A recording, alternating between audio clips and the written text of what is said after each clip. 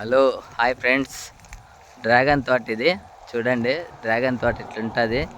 Dragon కాయ ఇంకో ఈరోజు రేపు పీకేయచ్చు కాయ.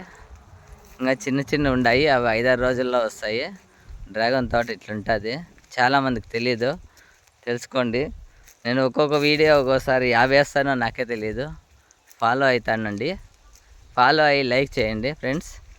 డ్రాగన్ తోట ఇట్లుంటుంది. కొందరు చాలా మంది చూసిండలేదు ఎట్లుంటుంది అని కుతూహలంతో ఉంటారు. సో ఫ్రెండ్స్, ఇట్లుంటుంది తోట.